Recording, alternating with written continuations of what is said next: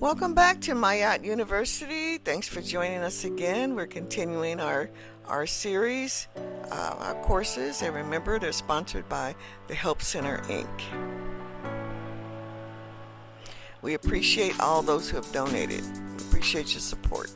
This is Dr. Malo with the Mayat Health and Wellness Center, and we're continuing with the 12 Steps Plus One Road to Recovery.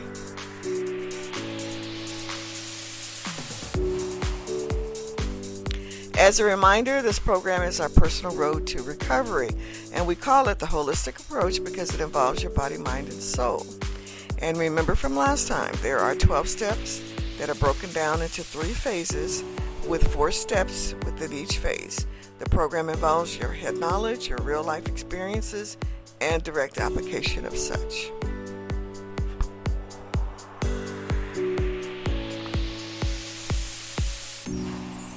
Last week in step 1, we dealt with honesty. And remember, it is only when we are honest with ourselves and with everyone else can we begin our road to recovery from money addiction. And remember, this is everyone's addiction. We were born into it, and we have passed it on from generation to generation. And this journey will lead us to a better path and a better way for the entire planet.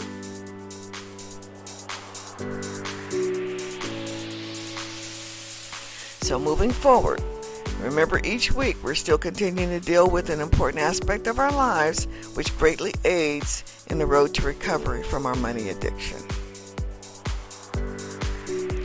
So, it's still phase 1, and so we're continuing this phase, and it has 4 weeks of self-work with assignments like the short readings, the video exercises, and self-reflection.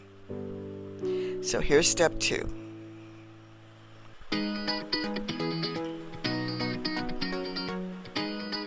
Surrender. This week's topic is surrender. This is step 2 on the road to recovery, and it's important to know what it means to totally surrender yourself and how to go about it. But what in the world does surrender have to do with money addiction?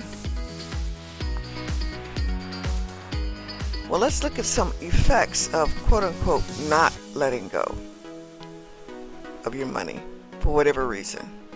Here's some headlines. There was a fast-acting security guard who won't face charges for fatally shooting an armed robber. This individual apparently tried to rob a bank in New York. Here's a victim of an attempted robbery who wrestles with one of the attackers and then shoots another. And this was in Wyoming.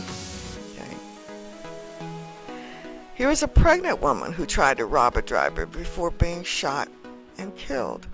And you can see she was very young.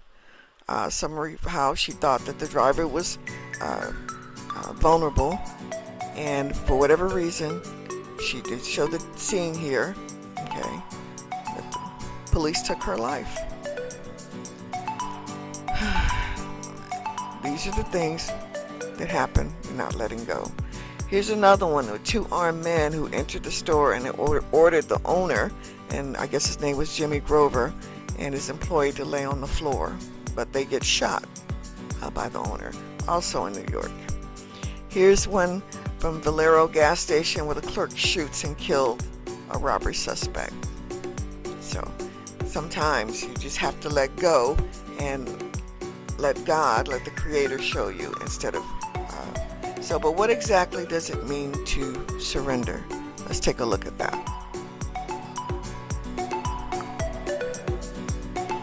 Does it mean giving up? Well, Herman Hesse says some of us think holding on makes us strong, but sometimes it is letting go.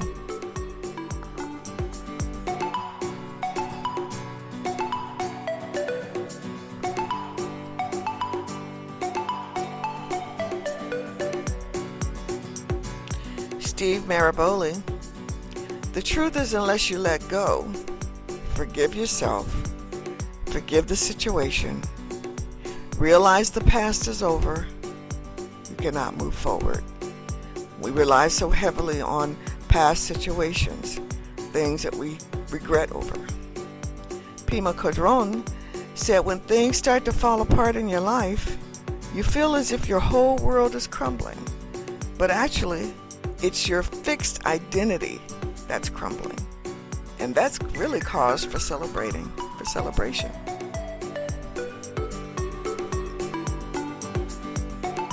Once again, not holding on. Sri Chinmoy said surrender is a journey from outer turmoil to inner peace. And that's what you're trying to get to as far as surrender. Okay? Not so it's letting go, but it's not so much giving up as letting be.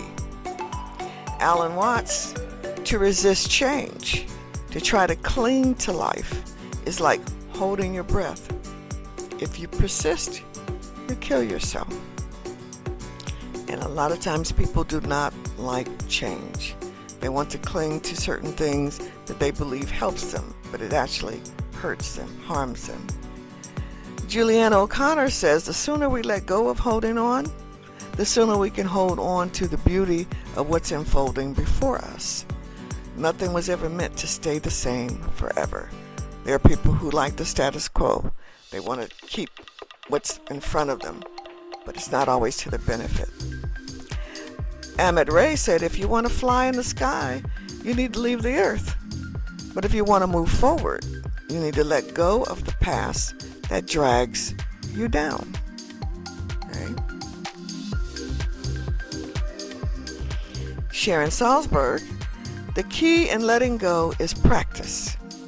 Each time we let go, we disentangle ourselves from our expectations and begin to experience things as they are. And that's what the reality is.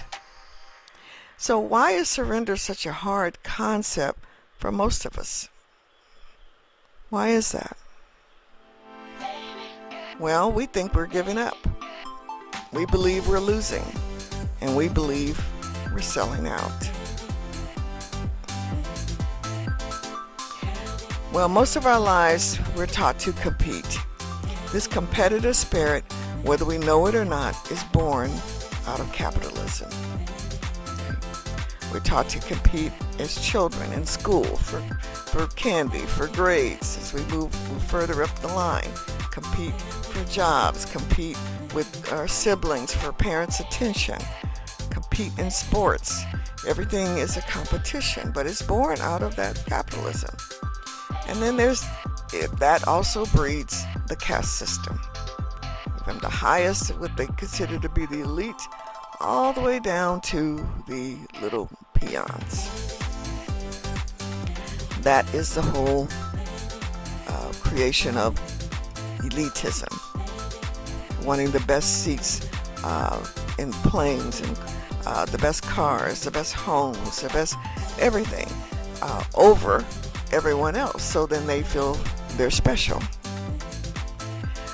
There is an old fable that is told about an argument that the parts and the organs of the body were having over which was the most important and the most essential, right? Now, the hands argued that they make sure things get done, and without them, this would be impossible. So think about it if you had no hands.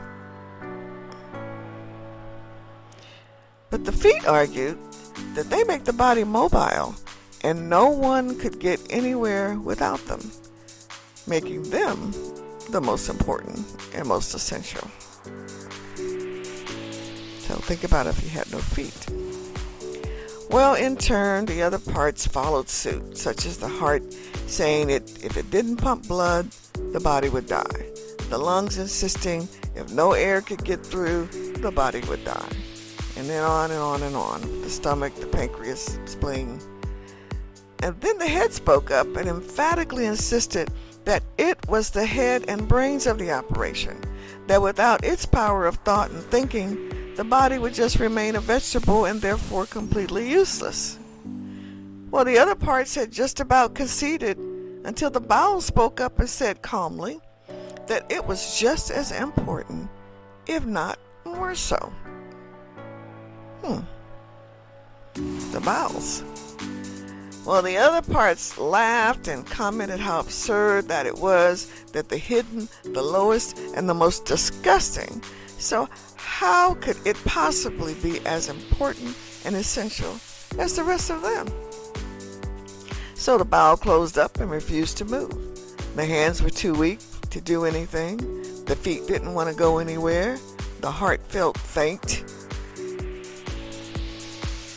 And the lungs couldn't breathe very well. Well, all of the organs were not operating well. In fact, the head started to ache so badly that it just couldn't think. Finally, they all agreed that all of the parts were equally important to a well and healthy, functioning body. So the question is, can we surrender this millennial prescription of 3 CCs of capitalism, competition, and control? Think about it. If no one paid us, if money were no issue, and all the resources were available, there would be no need to hoard, no need to compete for resources, no need for crime, and no need for criminal laws to exist. Think about that. Well, the goal would be to sustain and maintain for the good of the family, the tribe, the community, the planet, and for the next generations to come.